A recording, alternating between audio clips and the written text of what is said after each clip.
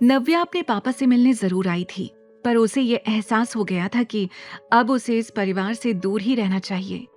ऋषि ने नव्या से उस रात के बारे में बात करनी शुरू कर दी, जिसके बाद नव्या गुस्से में सच कहने वाली थी। बोलो, क्या कहना चाहती हो तुम? तुम्हारे साथ गलत हुआ मतलब? क्या हुआ था उस रात? ऋषि ने बड़ी क्यूरियोसिटी से पूछा। उसकी आवाज और हाव भाव में एक अलग सी बेचैनी दिखाई और सुनाई दे रही थी। इससे पहले कि नव्या कुछ और कहती, पीछे से कनिका की रोमांटिक सी आवाज आई। बेबी, तुम वहां क्या कर रहे हो? ये आवाज सुनते ही नव्या ने खुद को सच बताने से रोक लिया। कनिका का चेहरा देखकर नव्या को याद आ गया कि कैसे उसने ये सब कुछ ऋषि को हासिल करने के लिए किया था। कनिका ने आते ही ऋषि की बाहों में बाहें डाल ली और नव्या की ओर देखकर मुस्कुराने लगी। उसने एक ही पल में नव्या को ये एहसास दिला दिया था कि वो चाहे तो भी ऋषि को सच नहीं बता सकती। बिल्कुल सही वक्त पर आई हो कनिका, हमेशा की तरह, नव्या ने कनिका को टॉन्ट करते हुए कहा। ऋषि को कुछ समझ नहीं आ रहा था क्योंकि अभी भी उसे उसके सवालों का जवाब नहीं मिला था। नव्या, तुम अपनी ही बहन से ऐसे कैसे बात कर सकती हो? हाँ, वो आई है सही वक्त पर। जब तुम नहीं थी तब वो थी मेरे साथ। तुमने जो तोड़ दिया था ना, उसे जोड़ा है कनिका ने। तुम्हें थैंक्स कहना चाहिए उसे। Thanks, why not? Thank you Kanika, Navya ने टॉन्ट में हंसते हुए कहा। मुझे नहीं लगता कि अब तुम्हें मुझसे कोई भी सवाल करने चाहिए। तुम दोनों की सगाई होने वाली है ना? You guys enjoy please and just leave me alone. इतना कहकर नव्या गुस्से में वहां से निकल गई। देखा इसका एटीट्यूड? खैर छोड़ो हनी, हमें भी अपनी एंगेजमेंट पर ध्यान देना चाहिए।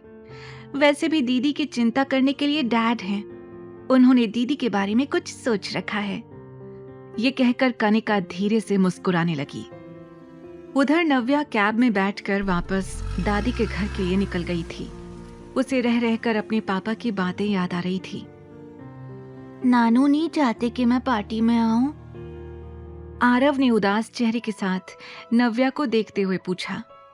उसकी उम्र भले ही कम थी, लेकिन उसे ये तो समझ आ ही गया था कि उसे यहाँ पर दादी के अलावा और कोई भी पसंद नहीं कर रहा था।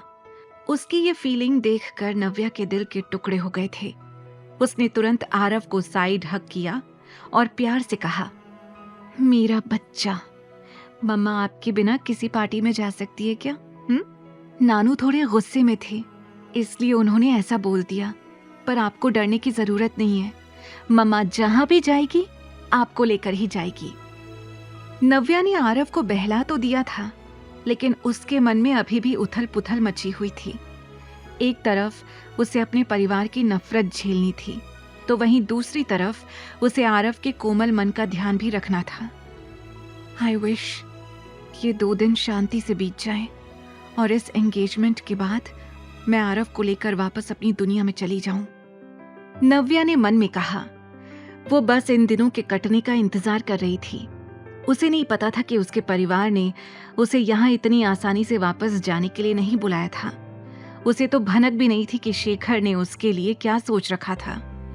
नव्या अपनी दादी के घर आराम से रह रही थी और देखते देखते पलक झपकते कब 2 दिन निकल गए उसे पता भी नहीं चला। आज एंगेजमेंट पार्टी थी। शहर के सबसे बड़े 5 star hotel the rising star में ऋषि शेखावत और कनिका सिन्हा की सगाई होने वाली थी।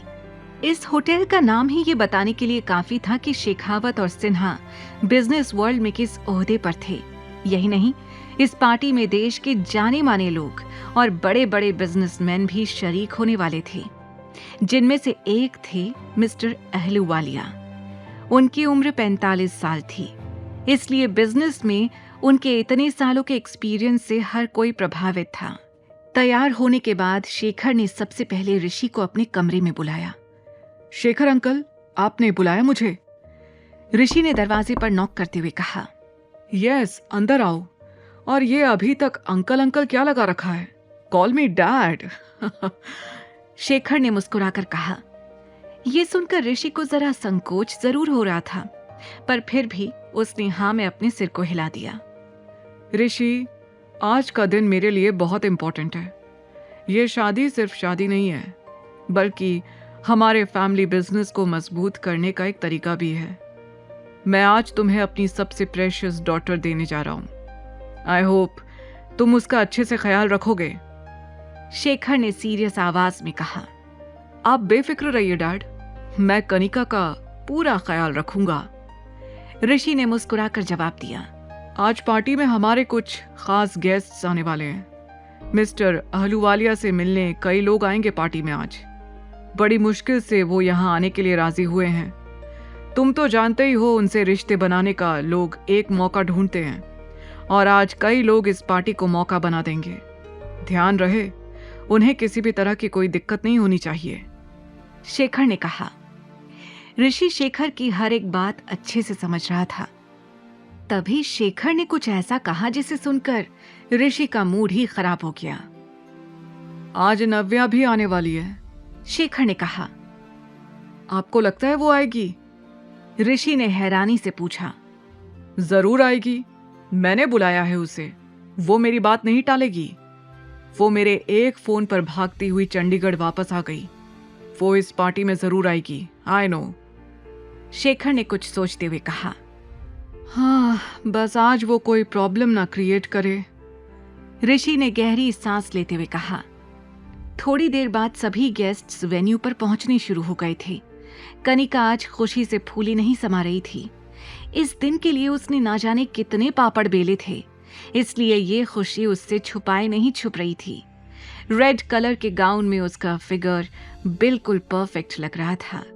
कंधे तक खुले बाल, हैवी मेकअप और रेड लिपस्टिक के साथ कनिका स्मार्ट और सुंदर दोनों लग रही थी। वो ऋषि के पास आई और उसके हाथों में हाथ डालने के बाद दोनों सीढ़ी से नीचे उतरने लगे।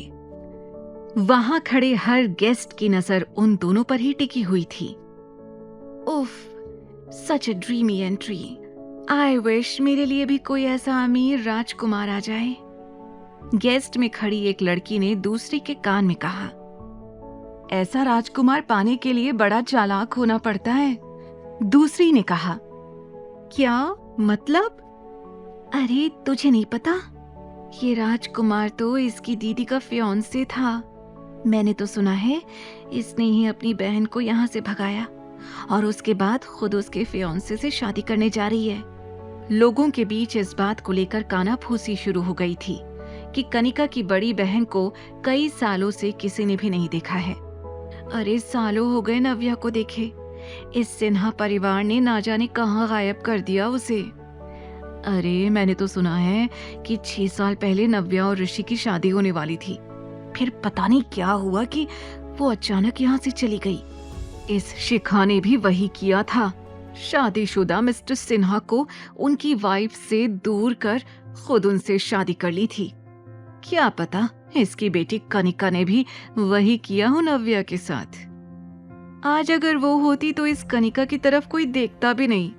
उसकी पर्सनालिटी के आगे कभी कनिका दिखाई ही नहीं दी, इसलिए तो जलती है कनिका अपनी बड़ी बहन से। नव्या का तो औरा ही कुछ अलग है। मेहमानों के बीच कनिका और नव्या को लेकर कंपैरिजन हो रहा था। तभी उनमें से किसी एक गेस्ट ने मजाक मस्ती में तेज आवाज में कहा, मिस्टर सिन्हा, आपकी बड़ी बेटी दिखाई नहीं दे रही, कहाँ है वो? जहां तक मुझे याद है ये तो वही ऋषि शेखावत है ना, जिससे आपकी बड़ी बेटी नव्या की शादी होने वाली थी। ये बात जोर से उठते ही मानो पूरे हॉल में सन्नाटा छा गया था। हर किसी का मुंह खुला और आंखें फटी रह गई थी। कनिका का मुस्कुराता चेहरा गुस्से में तब्दील हो गया था और ऋषि को अचानक नव्या याद आ गई थी। मेहमानों के बीच हो रही बातों से शेखर का खून खौल रहा था। इससे पहले कि शेखर इस बात का जवाब दे पाता, अचानक से लोगों ने पीछे पलटकर देखना शुरू कर दिया। वो देखो, नव्या आ गई। ब्लू साड़ी में नव्या आरव का हाथ पकड़े उस पार्टी में आ रही थी। वहां मौजूद हर गेस्ट का ध्यान एक ही पल में नव्या ने अपनी ओर खींच लिया था। Wow, how beautiful she is. वहां खड़े एक गेस्ट ने कहा। नव्या को आरव के साथ देखकर शेखर, कनिका, ऋषि और शिखा का पारा चढ़ गया था। शेखर घूर कर नव्या और आरव को देख रहा था। वो तमतमाते हुए आगे आया और नव्या के सामने खड़े होकर उसे दरवाजे पर ही रोक लिया। तुम यहाँ इस लड़के के साथ क्या कर रही हो? तुम जानबूझकर अपनी बहन की एंगेजमेंट पार्टी खराब करने आई हो ना? शेखर ने नव्या को घूरते हुए कहा। इस लड़के का नाम आरव है और आरव मेरा बेटा है। और वैसे भी आपने तो मुझे बेंगलुरु से इसी सगाई के लिए बुलाया है ना, तो लीजिए, आई एम हियर। नव्या ने भी शेखर की आंखों में देखते हुए कहा। डोंट यू, मैंने कहा था कि तुम इस लड़के को लेकर यहाँ नहीं आ सकती। अभी के अभी इसे यहाँ से भेजो, वरना मैं इसका हाथ पकड़कर इसे यहाँ से निकाल दूंगा। मेरे बेटे को छूने के बारे में सोचिएगा भी मत। अगर आपको मेरे यहाँ होने से इतनी ही दिक्कत है तो ठीक है, मैं चली जाती हूँ। इतना कहकर नव्या वहां से जाने के लिए मुड़ गई, पर तभी पीछे से कनिका की घबराई हुई आवाज आई। दीदी स्टॉप। वो दौड़ते हुए नव्या के पास आई और दिखावटी फिक्र के साथ बोली, तुम भी ना दीदी, डैड गुस्से में है। 2-4 शब्द ज्यादा कह भी दिए तो क्या तुम सच में यहाँ से चली जाओगी? नव्या को उसके एक्सप्रेशंस के साथ साथ उसकी एक एक बात भी फेक लग रही थी। तुम्हें देखकर डैड को सब कुछ याद आ जाता है। तुम जानती नहीं हो 6 साल पहले उन्होंने क्या कुछ सहा है, इसलिए वो फिर से कोई प्रॉब्लम नहीं चाहते। Please try and understand. Please अब गुस्सा छोड़ दो। आज मेरी एंगेजमेंट है and I need your blessings. Kanika ने ऋषि का हाथ पकड़ते हुए कहा। उसका चेहरा देखकर नव्या समझ गई थी कि वो क्या साबित करना चाहती थी। ऋषि को आज ऑफिशियली अपना बनाकर कनिका एक बार फिर नव्या को हारता हुआ देखना चाहती थी, इसलिए वो किसी भी तरह से उसे एंगेजमेंट तक रोक रही थी। नव्या चुपचाप कनिका का ये तमाशा देख रही थी। डैड, अब प्लीज आप ही कुछ कहिए ना दीदी से। दीदी आपके रोकने पर ही रुकेगी। मेरी बातों का तो कुछ खास असर हो ही नहीं रहा। कनिका ने मुस्कुराकर कहा। शेखर गुस्से में आरव की तरफ देख रहा था। पार्टी में खड़े लोगों की बातें उसके कानों में गूंज रही थी। फिर अचानक उसका ध्यान मिस्टर अहलूवालिया पर गया। उसने अपने दिमाग को ठंडा किया और कुछ सोचने लगा। उसने नव्या से कहा, ठीक है, तुम रुक सकती हो, लेकिन एक किनारे पर चुपचाप खड़ी हो जाओ। मैं नहीं चाहता तुम्हारा ये बेटा आरव हर जगह घूमे और लोग इसे देखकर 10 सवाल करें। क्या नव्या मान लेगी शेखर की बात? क्या चल रहा था शेखर के दिमाग में? क्या नया मोड़ लाएगी ये पार्टी नव्या की जिंदगी में? द रिटर्न के सारे एपिसोड्स को सुनने के लिए डिस्क्रिप्शन में दी लिंक से डाउनलोड करें पॉकेट FM ऐप।